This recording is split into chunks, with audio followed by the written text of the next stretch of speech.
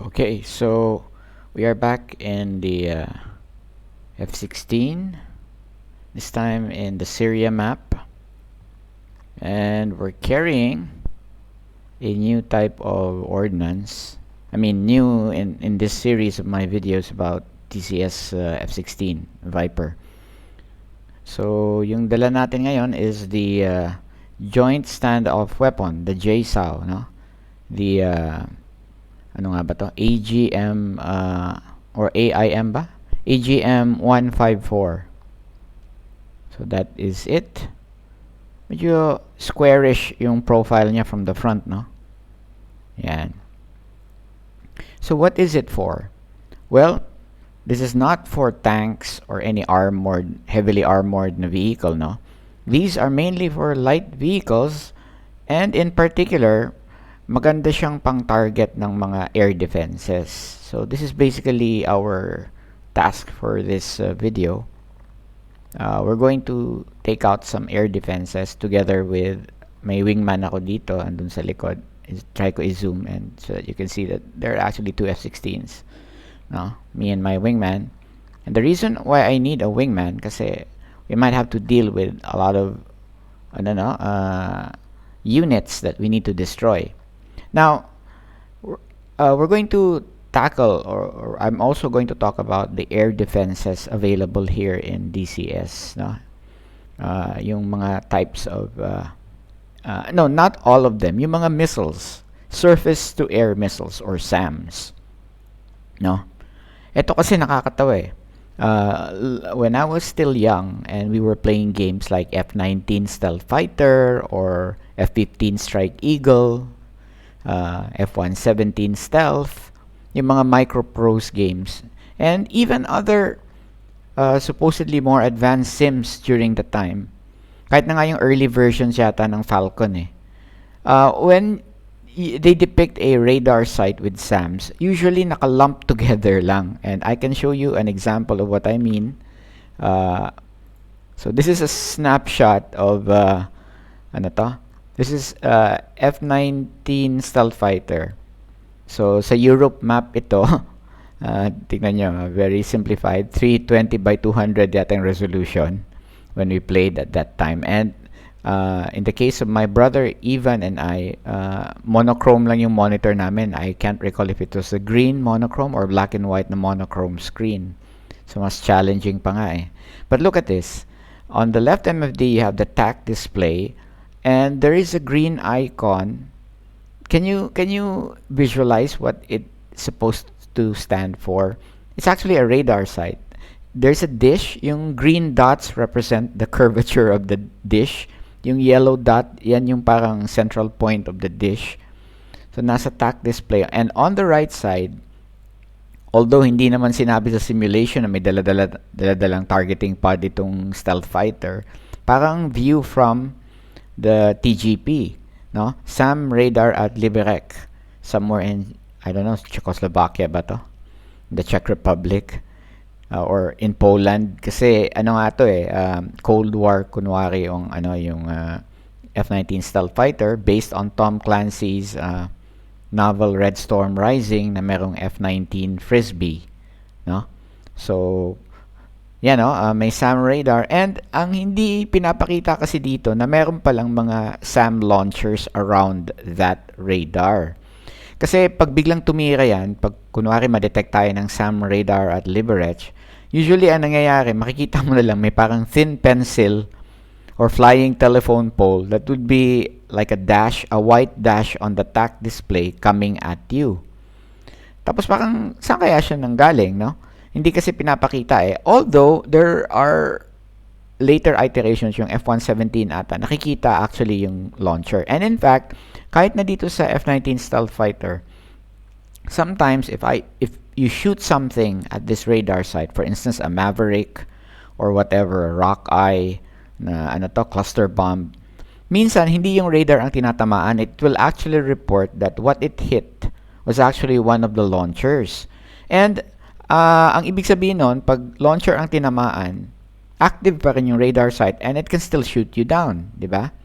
So, parang ganon. Pero, very crude nga yung way of showing it. Kaya nga, yung opportunity for learning, very low. Kaya hindi ko maintindihan yung principle ng isang air defense system dati. Akala ko radar, of course, meron ding radar dish, tapos may mga missiles sa side, although hindi nakikita dito. But, the great thing about DCS is, so balik tayo sa DCS, talagang mabivisualize and you will actually learn a lot. And I will introduce you to two types of radar systems, no?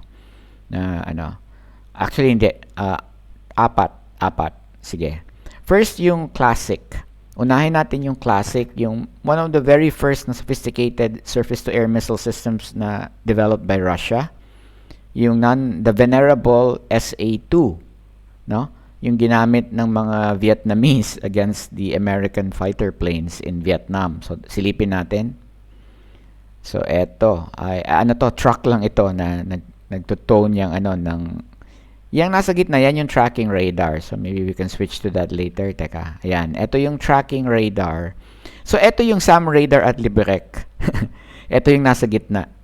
And surrounded by SA-2 launchers. So, yan yung mga SA-2. Ito naman, ito yung search radar nga pala. So, separate yung tracking radar and the search radar. So, if you can see the dish, talagang it is designed to search for targets talaga. So, yung iba support vehicles lang yan. But here are, this is the actual missile, no? The SAM SA-2. The SA-2 guideline, NATO na designation. Ang ganda ng pagka-render sa DCS is really nice. And they really look menacing, no? If they're like in a circle like that. Yung classic na parang SAM site look. Ayan. So, this is actually fairly easy to beat, no? In the Viper. Ang main, mo talaga, ang gagawin lang is just stay out of the kill zone, no? Medyo maliit kasi yung radius ng kill zone niya. And kahit na ba mag-launch pa yan, it's fairly easy. If magaling ka magpalipad ng eroplano, it's actually quite easy to dodge it, no? It's actually quite easy to dodge the missiles if you know how to maneuver against them, plus your chaff and flare, no? So, I don't see it as something to worry about, etong SA-2.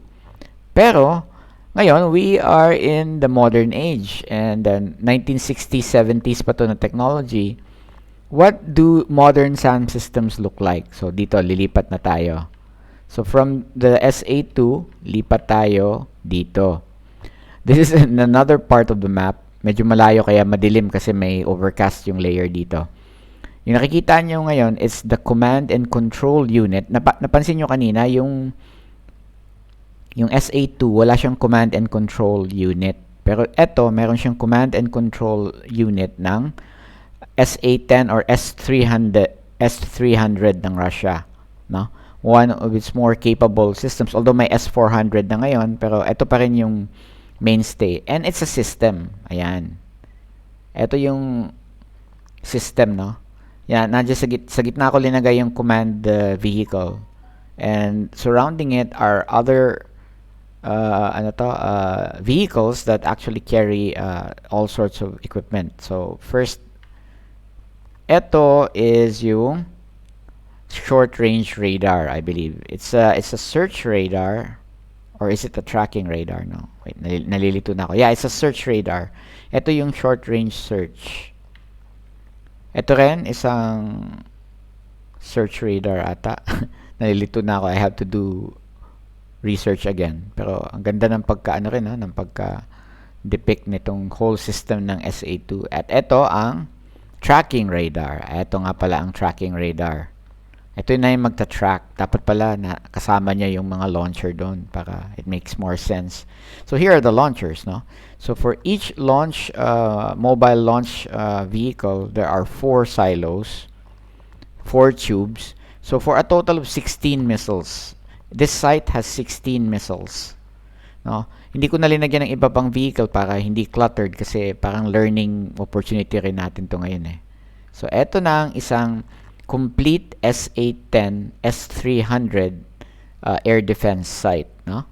So in order to neutralize this, ang dami mong dapat atupagin. Siguro all of those guys, yung apat na targets mo. Kasi ito, they won't launch until man-neutralize yung dito, yung nasa left side, yung mga tower dyan, yung mga tracking and search radars, plus the command center. Dapat ma-knock out yan.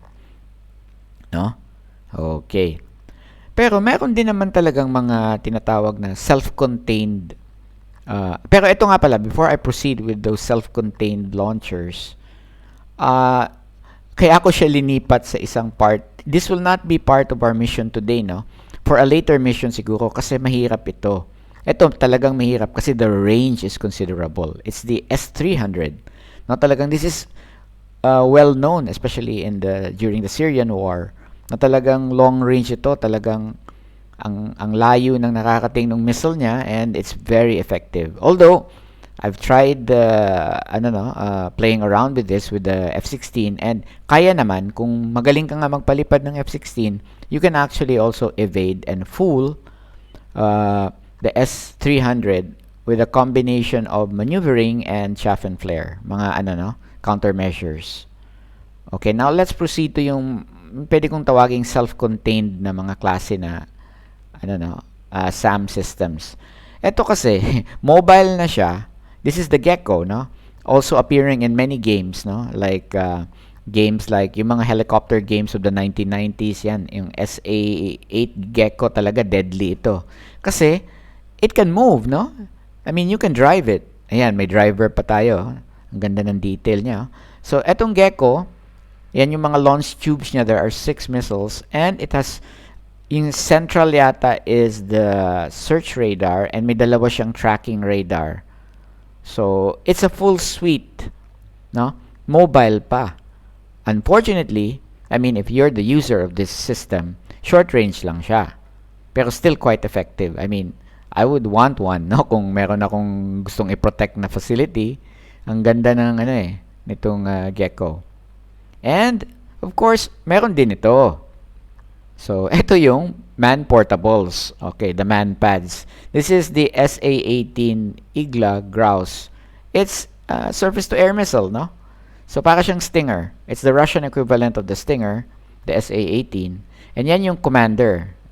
Siya yung gumagamit ng yung guidance and control. So, may rin yan, may parang very crude parang radar system din siya. Aerial lang, hindi siya directional. Omnidirectional yung kanyang antenna. Nakikita nyo yung mahaba dyan. And of course, this is the guy who aims and launches. Kakatakot. Sabagay, Halloween naman ngayon. So, siya yung maglo-launch nung actual missile at the target. So, both may guidance din siya na parang radio. At the same time, visually acquired yata yung target. So yan, those are the 4 systems. But we're not going to deal with the 3 other systems. We're just going to deal with this. Ito yung kalaban natin ngayon. Easier, the classic SA-2 site. Okay? So without further ado, siguro balikan nga natin muna yung Gecko, kasi if I unpause, I wanna see how it moves around So balikan natin. Ayan, sige, let's unpause. Ayan.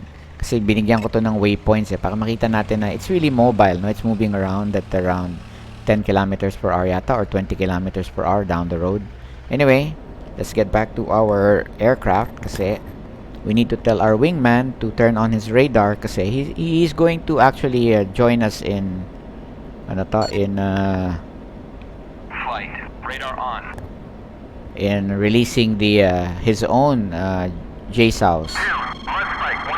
Okay, mud spike meaning na-detect ng ating wingman na may radar na piping sa atin. Okay. So, air to ground mode na tayo to turn on the JSOWs. Okay. Balik tayo sa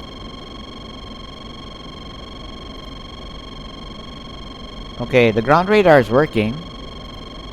Although I'm not really gonna use it much kasi i-entrust ko na lang na yung intelligence report on the location of that SA-2 site in that airport is accurate, no? Wala tayong gagawing adjustment. But right now we're still locked into steer point 1. So I'm going to change steer points to steer point 2.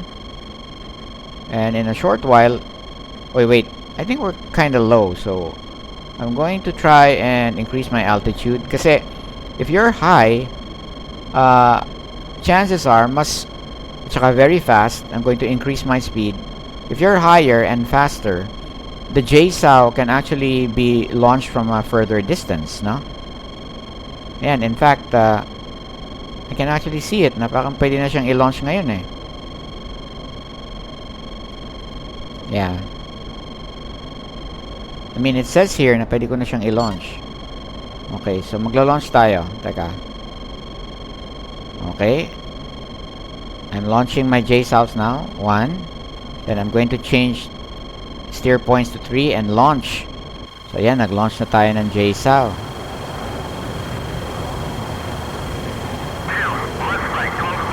And I'm going to instruct my wingman to attack air defenses.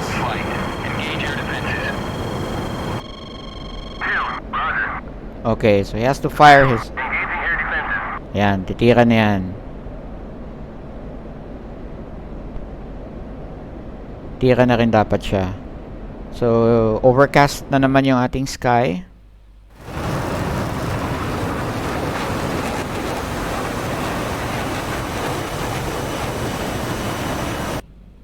Okay, our buddy is trying to maneuver here so that he can fire off his JSOW. Actually, isa lang yung ititira niya eh, pero that would be enough, I guess. He's still maneuvering, so sabayan na lang natin siya. Total, we already released our JSOWs.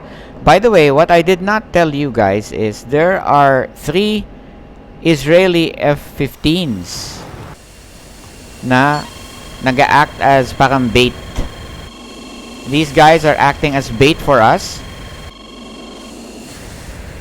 para silang hahabulin ng SAMs in case lumapit sila ng husto sa no. Actually, nag-evade na yata sila, natakot. Hindi, eto sila. The JSOWs are there. Eto na. So eto na yung F-15s on the river.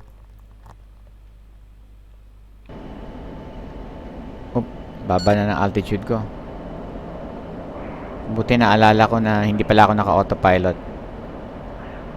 Okay, continuing our turn. Where's our guy? Yeah, hopefully he's going to fire in a short while. He's trying to no, he's still going away kasi he's trying to... Bakit kaya? Ulitin natin yung command. Flight. Engage. Air defense. Engage air defenses. Okay, is he reacting? Baka nagpo-position pa talaga. No? He's going away. He's going further and further away. Dapat dito siya pupunta sa steer point 1. I don't know why he's not turning yet. Ayan na, nagte-turn na. So hopefully, after he finishes his turn, he's going to deploy. After he finishes his turn, he's going to deploy. And, yeah. Hopefully. Teka. So, panoorin natin siya. Malayo pa naman yung JSOWs natin eh. Actually, malapit na pala. Okay. Pero anyway, let's watch. Let's watch him. Yan na, palapit na yung JSOW. It's going to release a bevy of smaller mga bomblets in little parachutes. So ayan na yung SAM site, ayun na. Ayan na yung mga yung mga bomblets. Pahulog na sila. Ayan na. Oh man, look at that.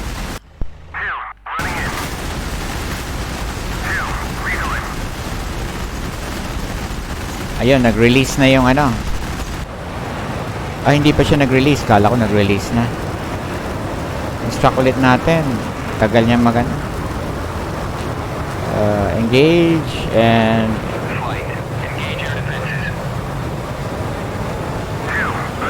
unable.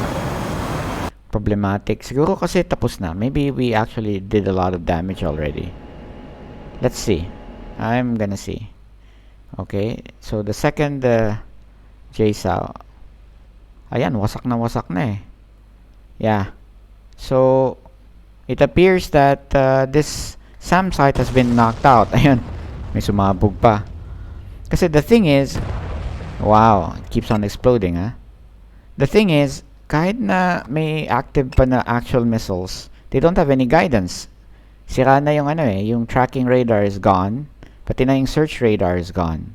So we have effectively knocked out the SAM site. So yay! So as you can see, it's quite easy. I hope walang tinamaang F-15, yung Israeli. Ito, yung mga Israeli F-15s, are they all complete? Ayan, kompleto pa sila. So good job, guys. So I think we're headed home na. So that's it. That's our demo of the SA2, and sa pagbabalik later, I will show you mas mahirap yung how to defeat an S300 na SAM site. Yun, mas mahirap talaga yun. So bye for now. Thank you for watching.